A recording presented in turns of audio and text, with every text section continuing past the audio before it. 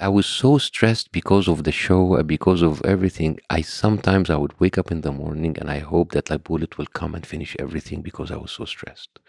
It's like I would love because I'm too much of a chicken to kill myself. So I would like rather have someone else do it for me. So I was so under so much pressure, and I remember the day that like my show was canceled indefinitely, the second time under the army, and I was like, I don't have to worry about what kind of script I have to write next week. Because this is, remember when you asked me about like that tweet, about like all of those accusations doesn't bother me. Infidel, spy, secret Jew, Zionist, Islamo-Nazi. That's bullshit.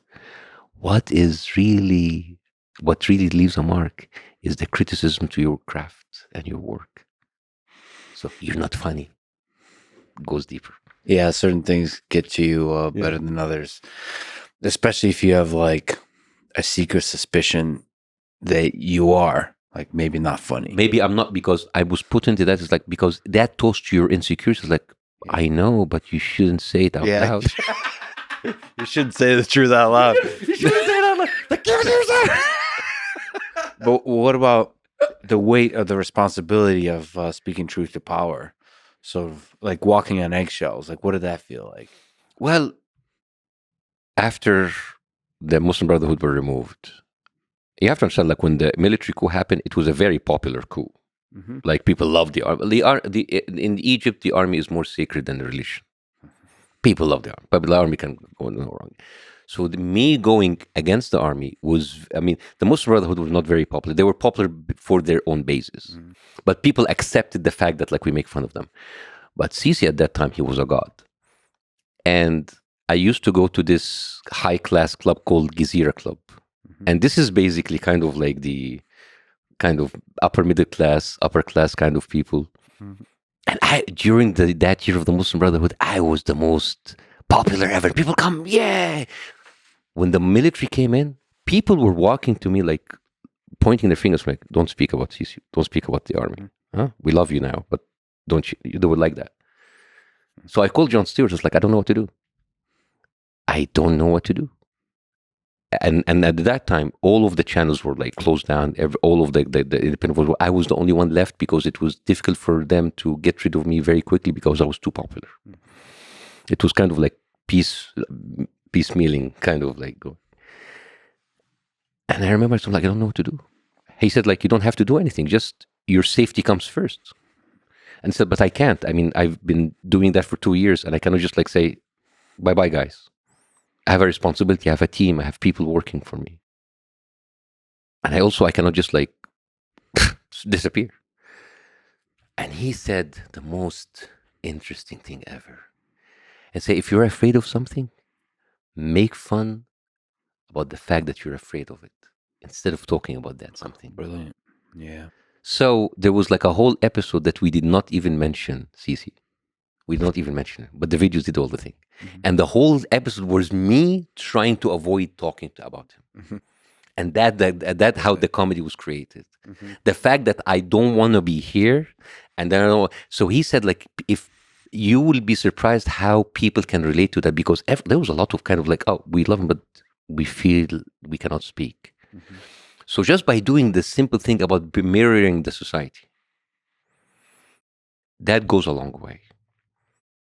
And I kind of tried to do what I can under the military.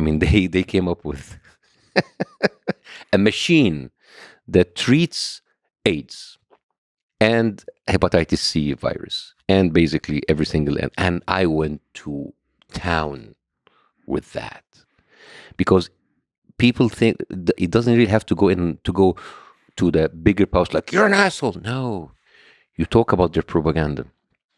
You talk about what they want people to perceive them at, and that it's a failure. And for that kind of hit them even more, because what do authoritarian figures do? They work on two things: fear and propaganda, and from that it gets the respect. So when you go into their propaganda and expose them, they have nothing else. That's brilliant. So like you are walking on eggshells, but you're doing it masterfully. That you're revealing sort of the flaws in the propaganda, the absurdity of the propaganda, and in so doing, are criticizing them. And this is why comedy is very specific, because people say you were not as hard on him as you were in the Muslim Brotherhood. Like, yes, because under Muslim Brotherhood we were like just like saying shit for each other. Yeah. But now the ceiling was like here, so it's kind of like, how can you do something from here? Yeah, exactly. That's the art form. Yeah, in the Soviet Union under Stalin, a lot of the criticism came from like children's stories and children's cartoons. Double meaning, double innuendo stuff that means other stuff. That is that's the brilliance. But everyone knows. Everyone knows. Because you are like putting a mirror, like you're mirroring the society. It's fascinating, actually. And that's why I was canceled twice. And that is a scary one, the army. You see that in Ukraine.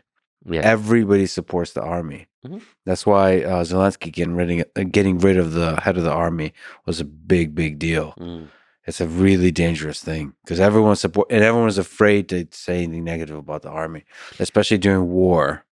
In that case, and in this case, maybe there's civil war, that kind of thing. But think about it. Actually, an army during peace is much more dangerous. Because think about it. I don't really have an enemy to fight, but I have all of this power, all of this tank. Why does this actor have more money than me? Yeah. I'm protecting him.